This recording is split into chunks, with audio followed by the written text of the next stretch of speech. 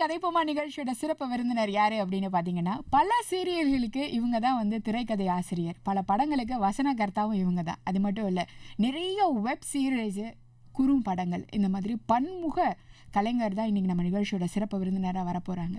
S, இயக்குனர் வெற்றி அவர்கள். எஸ் சார், வணக்கம். நிகழ்ச்சிக்கு வருகை தந்ததற்கு ரொம்ப நன்றி. வணக்கம். எப்படி இருக்கீங்க? ரொம்ப நல்லா இருக்கேன். வெளியிலலாம் மழை, டிராஃபிக்லாம் எப்படி இருக்கு? ரொம்ப நல்லா இருக்கு. சென்னை வந்து ஒரு ஊட்டி கொடைக்கானல் மாதிரி குளுன்னு ரொம்ப நல்லா இருக்கு. ஓகே, அதெல்லாம் நல்லா தான் இருக்கும் கிளைமேட். பட் அந்த ட்ராவல் பண்ணுற விதம், ஆமாம், அது இருக்க தானே செய்யும். நமக்கு வந்து சென்னையோட வெயில் அந்த இதிலிருந்து நம்மளுக்கு கிடைக்கிற விடுதலை வந்து கூடுதலாக ஒரு நெரிசலை கொடுக்குது. பரவாயில்ல, ஆனால் அது அந்த நெரிசலில் மழையை ரசிக்கிறது நல்லா தான் இருக்கு. நல்லா இருக்கா? சந்தோஷம். நிறைய பேர் நீங்கள் நேர்காணல் பண்ணியிருப்பீங்க. நான் பத்திரிக்கையாளராக என்னோட வாழ்க்கையை தொடங்குனீங்க. இந்த மாதிரியான ரேடியோ ஸ்டேஷனில் நீங்கள் ஒர்க் பண்ணியிருக்கீங்க அப்படின்னு இருக்கும்போது உங்களுக்கு நிறைய அனுபவங்கள் இருக்குது, நிறைய ஆட்களை பார்த்து பேசக்கூடிய அனுபவம் அப்படிங்கிறது. ஸோ இன்றைக்கி நான் உங்களை நேர்காணல் பண்ண போகிறேன். நான் உங்களை பற்றி நம்ம நேயர்கள்கிட்ட சொன்னதை விட நீங்கள் உங்களை பற்றி ஒரு சின்ன அறிமுகம் கொடுத்துக்கிட்டிங்கன்னா நல்லாயிருக்கும். இந்த இன்டர்வியூஸ்லாம் போகும்போதே கார்ப்பரேட்டில் கேட்பாங்க, just tell about your self அப்படின்னு சொல்லுவாங்க, அந்த மாதிரி. Okay okay okay. என்னை பற்றி இப்போ வழக்கமாக சொல்கிறது தான் தன்னடக்கத்தோட. என்னை பற்றி சொல்கிறதுக்கு பெருசாலாம் ஒன்றும் இல்லை. என் பேர் வெற்றி. நான் வந்து மாஸ் கம்யூனிகேஷன் படிச்சுட்டு ஒரு ஜேர்னலிஸ்ட்டாக, பத்திரிக்கையாளராக என் வாழ்க்கையை தொடங்கினேன். பல நாளிதழ்கள், மேகசின்ஸ் இதில் எல்லாம் ஒர்க் பண்ணியிருக்கேன். ஒரு பரபரப்பான ஒரு செய்தியாளராக நான் இருந்தேன். ஒரு க்ரைம் பேஸ்டு கண்டென்ட் எழுதுறது, செய்திகள் எழுதுறது, அந்த மாதிரி பரபரப்பாக ஓடிட்டே இருந்தேன். அப்புறம் ஒரு கட்டத்தில் வந்து எனக்கு விஷுவல் மீடியாவில் ஒரு ஆர்வம் வந்ததுனால அந்த பக்கம் அப்படியே நான் வந்தோடனே டெலிவிஷனில் வந்துட்டு நீங்கள் கொஞ்சம் முன்னாடி இருக்கிறவங்களுக்குலாம் தெரியும், கனாக்காலம் காலங்கள்னு விஜய் டிவியில் ஒரு சீரீஸ் போச்சு. அதில் நான் எழுத ஆரம்பித்தேன். தொடக்கம் அதில் ஸ்கிரிப்ட் டைலாக் எழுத ஆரம்பித்தேன். ஒரு டைலாக் ரைட்டராக எழுதிட்டே இருந்தேன். அப்புறம் தொடர்ந்து அதுக்கப்புறம் நான் ஒரு ஸ்க்ரீன் பிளே ரைட்டராக எனக்கு இது கிடச்சிது. டெலிவிஷனில் எழுதிட்டே இருக்கும்போது யூடியூப் சீரீஸ் பண்ணேன். ஓடிடியில் வெப் சீரிஸ் எல்லாம் பண்ணிகிட்ருக்கேன். 2-3 வெப் சீரிஸ் பண்ணியிருக்கோம். யூடியூப்லேயும் சீரிஸ் நிறையாவே பண்ணி ஒரு 100-150 எபிசோட்ஸ்க்கு மேலே பண்ணிட்டேன். நானே எழுதி டைரக்ட் பண்ணியிருக்கேன். இப்போவும் பண்ணிகிட்ருக்கேன். படம் பீஸா 3ன்னு ஒரு படத்துக்கு ஸ்க்ரீன் பிளே டைலாக் பண்ணியிருக்கேன். அந்த படம் போன மாதம் ரிலீஸ் ஆச்சு. ஓரளவுக்கு சுமாராக போயிருக்கு. அடுத்த படத்துக்கான டிஸ்கஷன் போயிட்டுருக்கு. சீரீஸ் ஒன்று ஹாட் ஸ்டாருக்காக ஒரு சீரீஸ் ஒன்று பண்ணுறோம். ஒரு ஆஃபீஸ் பேஸ்டு ஒரு ஐடி கம்பெனியில் ஒரு காமெடி இதெல்லாம் நடக்கல பண்ண, அதுக்கு கதையை திரைக்கதை பண்ணிகிட்ருக்கேன். டெலிவிஷனில் விஜய் டிவியில் தென்றல் வந்து என்னை தொடும்னு சீரியல் போயிட்டுருக்கு. ஸோ இதுதான் கரண்ட் அப்டேட்டாக, இதுதான் நான் உங்களுடைய ப்ரொஃபைல் அப்படின்னு நம்ம பார்க்கும்போது. ஓகே, இந்த மாதிரியான நிறைய பயணங்கள் இருக்குல்ல, நிறைய மனிதர்களை நீங்கள் சந்திச்சிருப்பீங்க. சில பேர்கிட்ட சில விஷயங்களை உங்களுக்கு வந்து தெரிஞ்சிருக்கும், சில விஷயங்களை இன்னும் தெரிஞ்சுக்கிறதுக்கு ட்ரை பண்ணிகிட்டு இருப்பீங்க. ஸோ அதெல்லாம் நம்ம போகிறதுக்கு முன்னாடி நீங்கள் ஒரு விஷயம் சொல்லுங்கள். இந்த மாதிரியான ஒரு ஊடகத்துறையில் பயணிக்கிறது உங்களுக்கு எவ்வளோ தூரத்துக்கு சவாலாக இருக்குதுன்னு நினைக்கிறீங்க? ஏன்னா நீங்கள் டைரெக்டாக படத்துக்குள்ளே, இந்த மாதிரி வெப் சீரிஸை டைலாக்குள்ளே வந்துடல, ஒரு பத்திரிகையாளராக இருந்து அப்புறமா தான் உங்களுடைய பாதை இந்த பக்கம் வருது இல்லையா? என்னென்ன சவால்கள்லாம் இருக்குதுன்னு நினைக்கிறீங்க? இல்லை, இதுவாக சொல்லணும்னா வெளிப்படையாக சொல்லணும், அப்படி பெரிய சவாலெல்லாம் நான் சந்திக்கலை. நான் ஒருவேளை இந்த துறையில் இருக்கிறவங்க சவால் சந்தித்து வர்றவங்களும் இருக்காங்க. எனக்கு என்னென்னா, ஆர்வம் எனக்கு இருந்ததுனால எதுவுமே எனக்கு தடையாவோ சவாலாவோ எனக்கு தெரியவே இல்லை. ஒரு கற்றுக்கணும் அப்படின்னு. இப்போது டெலிவிஷனில் இருக்கோம், பொதுவாக என்ன சொல்லுவாங்கன்னா, டெலிவிஷனில் இருக்கிறவங்களுக்கு வந்து சினிமா எழுத முடியுமா, டெலிவிஷன் தானே அவங்களுக்கு வரும் அப்படிம்பாங்க. அப்போது சினிமாக்குள்ளே போகணும் அப்படிங்கிறப்ப நான் இல்லை, அது எழுதி தான் பார்ப்போம், நான் எழுத வரும் எனக்கு அப்படின்னு நண்பர்கள்கிட்ட போராடி அவங்க பண்ணுற படங்களுக்கு வசனம் எழுதுறது. நான் எழுதுகிறேன் பாரு எழுதி அப்படின்னு சொல்லி பண்ணுறது. ஸோ நான் என்னென்னா எல்லாமே நான் ஒரு எக்ஸ்பெரிமெண்ட்டாக பண்ண பார்ப்பேன். எதுவுமே என்னுடைய அவுட்புட்டாக நான் நினைக்க மாட்டேன். அது என்னுடைய எக்ஸ்பெரிமெண்ட். இது பண்ணி பார்ப்போம், எப்படி ஒர்க் ஆகுதுன்னு பார்ப்போம் அப்படிங்கிற இதில் தான் நான் பண்ணுவேன். பத்திரிக்கையாளராக இருக்கும்போது அந்த மாதிரி தேடி தேடி போய் செய்திகள் எடுத்தோம். இப்போவும் ஒரு ப்ராஜெக்ட்டு அப்படிங்கிறப்ப வந்து அதை ஒரு பெஸ்ட்டாக கொடுக்கறதுக்கு என்ன பண்ணணும் அப்படின்னு ஒர்க் பண்ணி அதை கொஞ்சம் பெஸ்ட்டாக கொடுக்கறது அப்படிங்கிறது. இப்போ இந்த காலத்தில் அப்படி இருந்தால் தான் சர்வைவலும் ஆக முடியும். அதில் ஏன்னா போட்டிகள் நிறையா இருக்குது, மக்களோட ரசனைகள் நாளுக்கு நாள் மாறிட்டே இருக்குது. டெலிவிஷன் பார்க்குறவங்க ஒரு மாதிரி பார்ப்பாங்க, அதே டெலிவிஷன் பார்க்குற அதே ஆள் ஓடிடியில் ஒரு கண்டென்ட் பார்க்கும்போது வேறு மாதிரி ரசனையோட பார்ப்பாங்க. அதுக்குன்னு தனியாக படிச்சுட்டு வர வேண்டியதில்லை. ஆனால் அவங்க பார்க்குறது வந்து அங்கே வேறு எதிர்பார்ப்பாங்க. அதே ஆள் அதை வேறு ஒன்று எதிர்பார்ப்பாங்க. அதே ஆள் தியேட்டரில் போய் உட்காரும்போது வேறு ஒன்று எதிர்பார்ப்பாங்க. ஸோ அது எல்லாத்தையும் நம்ம எழுத்துங்கிறது வந்து ஒவ்வொரு இடத்துக்கும் வேற மாதிரியாக மாற மக்களோட வேண்டியது. மனசை வந்து ஃபுல்ஃபில் பண்ற மாதிரி இருக்கணும். ஆமாம், அவங்க அவங்க அவங்க ரசனையை வந்து வீட்டில் படம் பார்க்கும்போது, மொபைலில் படம் பார்க்கும்போது, தியேட்டரில் படம் பார்க்கும்போது, இந்த மூணுக்குமே வேறையா அவங்க ரியாக்ட் பண்ணுவாங்க. மூணுக்குமே வேற வேற கண்டென்ட் அவங்க எதிர்பார்ப்பாங்க. இந்த மூணுமே நம்ம தெரிஞ்சுக்கணும். மூணுக்கு ஒரு எழுத்தாளனுங்கிறது அது ஒரு ஒரு ஓடையில் தண்ணி போகிற மாதிரி நம்ம வளைந்து நெளிந்து ஓடும் இல்லையா? அது மாதிரி ஒரு எழுத்தாளன் அந்த வடிவத்தை வந்து கொண்டு வந்துடணும். எல்லாருக்கும் ஏத்த மாதிரி வளைஞ்சு நெளிஞ்சு போற மாதிரி இருக்கணும். ஒருவேளை நீங்க கேட்ட கேள்விக்கு இது பதிலா இருக்கலாம், இதுதான் எனக்கு சவாலா இருக்கலாம். எல்லாரையும் வந்து கவர் பண்றது உங்களுக்கு ஒரு பெரிய சவால். ஆமா, அது ஒரு எல்லாருடைய மனசையும் கவர் பண்றது மனசு. ஆமா, அதோட இப்போ என்னன்னா, ஒவ்வொரு எழுதும்போது ஆடியன்ஸ் எப்படின்னு பார்க்க முடியாது. அந்த கதைக்கு என்னவோ அதை நம்ம செய்யறோம். அந்த கதைக்கு என்ன எழுதணும் அப்படிங்கிறது நம்ம எழுதுறோம். அப்போ அந்த கதைக்கு நம்ம நியாயமா இருக்கும் பொழுது கண்டிப்பா அது அவங்களுக்கு அவங்க ரசனையை அது பூர்த்தி செய்யறதா இருக்கும். பார்வையாளரோட ரசனையை அது பூர்த்தி செய்யும். ஓகே. இன்னைக்கு இருக்கிற காலகட்டத்தில் வந்து பார்த்தீங்கன்னா நிறைய வந்து அதர் லாங்குவேஜில் உள்ளதை டப் பண்ணி மக்கள் பார்க்க ஆரம்பிச்சிட்டாங்க. ஐ மீன் அவங்க சப்டைட்டிலாக இருந்தாலும் சரி, இல்லை அதை தமிழில் கூட கன்வெர்ட் பண்ணி தராங்க.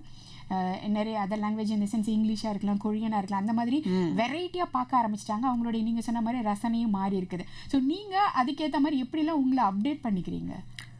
ஆமாம், அதை சித்திரமும் கைப்பழக்கம்னு சொல்லுவாங்க இல்லையா? ஒரு ஃப்ளூயன்சி வரணும்ல, லாங்குவேஜ் ஃப்ளூயன்சின்னு ஒன்று இருக்குது. நம்ம நிறையா படிக்கும் பொழுது ஒரு காலத்தில் நீங்கள் ஒரு எழுத்தாளனாக நீங்கள் மாறித்தான் தீரணும். நிறையா படம் பார்க்கும் பொழுது உங்களுக்கு விஷுவல் ஃப்ளூயன்சி வந்துடும். அது மாதிரி நம்ம எந்த துறையில் இருக்கிறோமோ அந்த துறையில் இருக்கிற பெஞ்ச் மார்க்னு சொல்லுவாங்கல்ல, அதில் இருக்கிற சிறந்த படைப்புகளை நம்ம வந்து ஃபாலோ பண்ண வேண்டியதாக இருக்குது. படிக்கிறதா இருந்தால் படிக்கணும், பார்க்குறதா இருந்தால் பார்க்கணும், கேட்குறதா இருந்தால் கேட்கணும். அப்படி இப்போ நீங்கள் ஒரு அறிவிப்பாளராக இருக்கிறீங்க அப்படின்னா உங்களுக்கு ஒரு சிறந்த அறிவிப்பாளருடைய தொடர்ந்து கேட்குறது ஒரு இது இருக்கும் இல்லையா? அந்த மாதிரி அதுவும் இப்போ இருக்கிற காலகட்டத்தில் என்னென்னா நிறைய வந்துட்டே இருக்குது. OTTல இன்னைக்கு ஒரு வாரத்துக்கு ஒரு மினிமம் 10 சீரீஸ் அது ரிலீஸ் ஆகுது. மக்கள் அதை பார்க்குறாங்க. மணி ஹெய்ஸ்ட் எல்லாம் வந்துட்டு ஏதோ ஒரு பொள்ளாச்சியில் ஏதோ ஒரு கிராமத்தில் இருக்கிற ஒரு பையன் வந்து மணி ஹெய்ஸ்ட் பார்த்துருக்கான். ஒரு மூணு சீசனும் பார்த்துருக்கான். அப்படிங்கிறப்ப அவன் பார்க்கறதுக்கு நம்ம தமிழ் ஒன்று கொடுக்கும் பொழுது அவன் வளர்ந்துருக்கிறான், ரசனையாக அவனுக்கு வளருது. அவன் உலகம் முழுக்க இருக்கிற ஒரு படைப்பை பார்க்கும் பொழுது, நம்ம ஊரில் ஒரு படைப்பை கொடுக்கும்போது அவன் அதோட ஒப்பிட்டு பார்க்க வேண்டிய கட்டாயத்தில் அவன் இருக்கான். ஸோ அதுக்கு நம்ம கொடுக்க வேண்டியது இருக்குது. அப்போ இதெல்லாம் நாமளும் பார்க்க வேண்டியதாக இருக்குது. நம்ம பார்வையாளனாக இருக்கும் பொழுது தான் நீங்க மக்களுக்கு கொடுக்க வேண்டிய அந்த இன்புட்டுக்கு நீங்க நிறைய ஹார்ட் ஒர்க் பண்ண வேண்டியது இருக்கு. அதாவது ஹார்ட் ஒர்க் நான் சொல்ல முடியாது. பிடிக்கிறது, இப்போ சினிமா பார்க்கறது மக்களுக்கே பிடிக்கும் பொழுது சினிமாவில் வேலை பார்க்குறவங்களுக்கு சினிமா பார்க்கறதுங்கிறது வந்து அது ஒரு வேலையின் ஒரு பங்கா மட்டும் இல்லாமல் அது ஒரு அதான் கமலஹாசன் சொல்லுவார்ல, எனக்கு பிடிச்ச வேலையை நான் செய்கிறேன், அதுக்கு எல்லாரும் சம்பளம் கொடுக்கு, பொழுதுபோக்காக நான் வர்றேன், பிடிச்ச வேலையை நான் செய்கிறேன், அதுக்கு காசும் கிடைக்குதுன்னு சொல்லுவார் கமல். அது அப்போ எவ்வளோ சந்தோஷமான விஷயம். பாலுமேந்திரா சொல்லுவார், ஜெயிக்கிறோமோ தோக்குறோமோ வாழ்க்கையில் அது முக்கியம் இல்லை, நம்மளுக்கு பிடிச்சதை செய்கிறோங்கிற திருப்தி போகுது அப்படின்னு சொல்லுவார். இப்போ நம்மளுக்கு எனக்கு பிடிச்சதை எழுதுறது. பட் எனக்கு புரியுது சார். பட் ஆனால் என்னென்னா நமக்கு பிடிச்சதை தான் செய்கிறோம். ஒரு பிஸ்னஸ்ன்னு ஒரு மார்க்கெட்டுன்னு போகும்போது நம்ம பிடிச்சதை கண்டினியூஸாக பண்ண முடியாது இல்லையா? ஆடியன்ஸ்க்கு என்ன பிடிக்குதோ அதுதான் நம்ம பண்ண முடியும். ஸோ அதுக்காக நீங்கள் அவங்கவுங்களுக்கு என்ன பிடிக்குதோ அதுக்கேற்ற மாதிரி ஒர்க் பண்ணுறீங்கிறதா நான் கேட்க வரேன். புரியுது. அதாவது உங்களுடைய அது தேர்வு இல்லாமல் மக்களுடைய தேர்வுக்காக ஒன்று எழுதுவீங்களா, உங்கள் படைப்பு இருக்குமான்னு நீங்கள் கேட்குறீங்க. பெரும்பாலும் நான் அதை தவிர்க்க பார்ப்பேன். எனக்கு பிடிச்சிருக்குதானுங்கிறதுல நான் கவனமாக இருப்பேன். ஒருவேளை இப்போ என்னுடைய ஒரு படைப்பு, ஏதாவது ஒரு படைப்பு மக்களுக்கு ரொம்ப பிடிச்சிருக்கு அப்படின்னா அது எனக்கு பிடிக்கலன்னா எனக்கு பிடிக்கல தான். அது இது இல்லை, எனக்கு திருப்தியாக நான் இதில் ஒர்க் பண்ணலை, இது வந்து சுமார் தான், நான் இது நல்லா பண்ணியிருக்கணும் அப்படின்னா அது பிடிவாதமாக நம்ம பிடிச்சிட்டோம்னா வளர மாட்டோம். நம்ம மக்களுக்கு பிடிச்சிருச்சு அதனால இது சிறந்த படைப்புன்னு நான் நம்பிட்டேன்னா அடுத்தவங்களுக்கு பிடிக்கிறத விட நீங்கள் எழுதுறது முதல்ல நம்மளுக்கு அதே மாதிரி நம்மளுக்கு பிடிச்ச ஒரு விஷயம் வந்து அவங்களுக்கு பிடிக்கலினாலும் கூட அதில் நம்மளுக்கு கான்ஃபிடென்ட் இருந்தால் நம்ம அதில் நிற்கலாம். இல்லை இது சிறந்த படைப்பு தான், இது ஒரு விஷயம் இருக்குது தான் அப்படின்னு நம்ம நிற்கலாம். அப்போ தான் அந்த நம்மளுடைய தரத்தை நம்ம மேம்படுத்திக்க முடியும் நான் நம்புகிறேன். சொல்லுங்க சார், நிறைய வெப் சீரிஸ் நீங்கள் பண்ணிகிட்ருக்கீங்க. உங்களுக்கு எது ரொம்ப கஷ்டமான வேலையாக தெரியுது? வெப் சீரிஸ் எல்லாமே நீங்கள் பிடிச்சி பண்ணுறதுனால எனக்கு எதுவும் கஷ்டம் இல்லை அப்படின்னு டப்புன்னு சொல்லிடாதீங்க. இருந்தாலும் சில வேலைகள் பண்ணும்போது கொஞ்சம் கஷ்டமாக இருக்கும் இல்லையா? கார் ஓட்டுறதுக்கும் ஒரு பெரிய டாட்டா அந்த பெரிய வண்டி இருக்குமே, இந்த கல்லெல்லாம் எடுத்துகிட்டு போகிற வண்டி, ஒரே டிரைவிங்காக இருந்தாலும் நமக்கு கொஞ்சம் கஷ்டமான சூழ்நிலை. அது மாதிரி எது உங்களுக்கு ரொம்ப கஷ்டமான ஒரு காரியமாக இருக்குது பண்ணுறது? இல்லை என்னென்னா, இப்போ சினிமாங்கிறது அது 100 வருஷம் சினிமாத்துக்கான ஒரு வரலாறு இருக்குது இல்லையா, 100 வருஷம் சினிமா இருக்குது நம்மளுக்கு ரெஃபரன்ஸுக்கு. அதே மாதிரி டெலிவிஷனுக்கும் கிட்டத்தட்ட ஒரு டெலிவிஷனும் பார்த்துட்டிங்கன்னா நம்ம ஒரு 15-20 வருஷம் அதுக்கு ஒரு ட்ராவல் இருக்குது நம்மளுக்கு, ரெஃபரன்ஸ் இதெல்லாம் இருக்குது. எங்களுக்கு முன்னாடி எங்கள் முன்னோடிகள் இருக்கிறாங்க எழுதுனவங்க சினிமாவில், அவங்களாம் இருக்குது. ஆனால் வெப் சீரிஸ் அப்படிங்கிறது பார்த்தா நம்ம ஊருக்கு வந்தது ரொம்ப ரீசெண்டாக தான் வந்துச்சு. அதுவும் இந்த கொரோனா காலகட்டத்தில் இருக்கா கண்ணா முன்னான்னு வந்து இதை விட கொரோனா வைரஸை விட அதிகமாக நாங்கள் பண்ணுறதா சீரியஸ், நாங்கள் பண்ணுறதா குறும்படம் அப்படிங்கிற மாதிரி அது இதாகிடுச்சு. மக்கள் வீட்லேயே இருந்ததுனால நிறையா மற்ற மொழிகள் அதுவும் அதில் என்ன ஒரு பெரிய டாஸ்க்னா அப்ளை சொன்ன மாதிரி இப்போ முன்னாடி சொன்ன மாதிரி தான் அவங்க ஆரம்பித்ததே, நம்ம ஆடியன்ஸ் ஆரம்பித்ததே மொழி வெளிநாட்டு சீரீஸில் தான் அவங்க பார்க்க ஆரம்பித்தது. கொரியன் சீரீஸ்லாம் விழுந்து இன்றைக்கி குழந்தைங்க அது டீனேஜ் பசங்க ஸ்கூல் காலேஜ் பசங்களாம் கொரியன் சீரீஸ் நிறையா பார்க்க ஆரம்பிக்கிறாங்க. ஸோ எங்களுக்கெல்லாம் அது பெரிய சவாலாக இருக்குது. ஏன்னா இப்போ நீங்கள் பார்த்துட்டிங்கன்னாவே தமிழில் நம்ம வந்த சீரீஸோட நிறைய அடிபட்டு தான் கற்றுக்கிட்டே வந்தாங்க. இப்போ நம்மளால் ஒரு 10 சீரீஸை தமிழில் சொல்ல முடியும். ஆனால் அதுக்கு பின்னாடி பார்த்திங்கன்னா நிறையா பெருசாக போகவே இல்லை. ஸோ இப்போ சீரீஸுக்குள்ளே உள்ள நானெல்லாம் வரும்பொழுது அந்த பேட்டர்னை நம்ம பிடிக்கிறது, அதுக்கு எழுதுறது எப்படி, இந்த ஆடியன்ஸை எப்படி புரிஞ்சுக்கிறது அப்படிங்கிறது வந்து பெரிய சவாலாகவும் பெரிய இதாக இருந்தது. ஒரு என்ன சொல்லலாம்னா சவால் தான், நீங்கள் சொன்ன மாதிரி சவால் தான் அது. அப்போ கொஞ்சம் கொஞ்சமாக நம்ம வந்து அதை புரிஞ்சுக்கிறேன். ஏன்னா ஒரு எழுத்தாளன் அது கண்டிப்பாக அதை அடாப்ட் பண்ணியே ஆகணும் இல்லையா. அதனால ஸோ வெப் சீரிஸுங்கும் போது கொஞ்சம் அதாவது நார்மலான கீழே அந்த டிவி பார்க்குறவங்கள விட மொபைல் யார் அதிகமாக பார்க்குறாங்களோ அவங்க தான் இந்த வெப் சீரிஸுக்கு அதிகமாக பார்க்குறவங்க இருக்காங்க. ஸோ அவங்களுடைய மென்டாலிட்டிக்கு ஏற்ற மாதிரி நீங்கள் ப்ரிப்பேர் பண்ணி அதை எடுக்க வேண்டியது ஒரு காலகட்டம் இருக்குது இல்லையா. இல்லை, அவங்க மென்டாலிட்டிங்கிறது எப்படின்னா அதாவது எப்பவுமே அந்த படைப்புக்குன்னு ஒரு ரூல் இருக்கும், ஒரு விதிமுறைகள் இருக்கும். அதை எப்படி ப்ரெசன்ட் பண்ணுறது, அதுக்கு ஒரு திரைக்கதைக்கான ஒரு பாடம் இருக்கும், அதுக்கு வசனங்களுக்கான ஒரு விதி இருக்கும். அது ஒன்று பண்ண அது வந்து நடைமுறையில் அது அப்படியே வழக்கமாக ஆகும். ஸோ இவங்க மற்ற மொழிகள் எல்லாம் வந்து மற்ற நாடுகள் எல்லாம் வெப்சீரிஸ் வந்து ரொம்ப நாள் ஆயிடுச்சு. அதனால் அவங்க அந்த பேட்டர்னுக்கு பழகிட்டாங்க. ஸோ அதை இவங்க பார்க்கும் பொழுது நம்ம ஊர்லேருந்து ஒன்று வரும்பொழுது அந்த தரத்தில் இருக்கணும்னு அவங்க எதிர்பார்க்கும் பொழுது நம்ம அந்த இன்டர்நேஷ்னல் சர்வதேச தரம்னு ஒன்று இருக்குது இல்லையா, அந்த தரத்துக்கு நம்ம வந்து எழுத வேண்டியதாக இருக்குது, உருவாக்க வேண்டியதாக இருக்குது.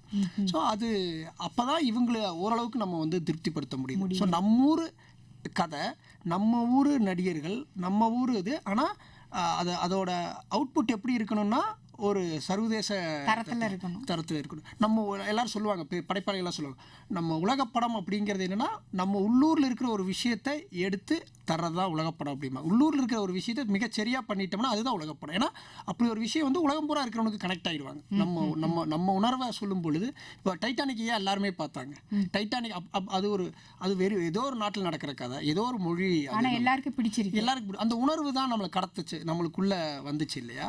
அது மாதிரி நம்மளுடைய இதுலேயும் அந்த உணர்வை நம்ம பிடிச்சிட்டோம் அப்படின்னா, அதில் உணர்வு உயிர் இருந்துச்சுன்னா அந்த படைப்பில் எல்லாத்தையும் எளிதில் நம்ம வந்து கனெக்ட் பண்ணிட முடியும் அப்படிங்கிறது தான். ஓகே, இப்போது நம்ம விஷயத்துக்கு வருவோம். உங்களுடைய ஒரு கோயம்புத்தூருக்கு, அதாவது உங்களுடைய நேட்டிவ் வந்து கோயம்புத்தூர் தான். கோயம்புத்தூர் பையன் அங்கே இருந்தவங்களுக்கு வந்து இந்த மாதிரி ஒரு மீடியா சைடு ஒரு கவனம் வந்ததுக்கான காரணம் என்ன? எதனால் உங்களுக்கு இதோட தாக்கம் வந்தது?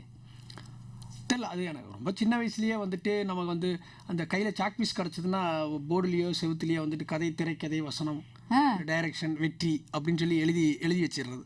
அப்படி ஒரு ஆர்வம். நாங்கள பேருக்கு பின்னாடி எம்டெக், பிடெக், பிஹெச்டி, எம்பிபிஎஸ் அப்படி போடுவோம். அதுக்கு மாதிரி பரியரும் பெருமாள் பிஏபிஎல் மேலே ஒரு கோடு. அது மாதிரி நீங்க எத்தனை வயசுல எழுத ஆரம்பிச்சீங்க? ஒரு 3ஆவது 4ஆவது படிக்கும்போது அந்த மாதிரி. ஏன்னா வீட்டில் வந்து அப்பா வந்து ஒரு எம்ஜிஆர் ரசிகர் அவர். அப்போ அவர் வந்து சினிமாக்கெல்லாம் வந்து இப்போ வழக்கமாக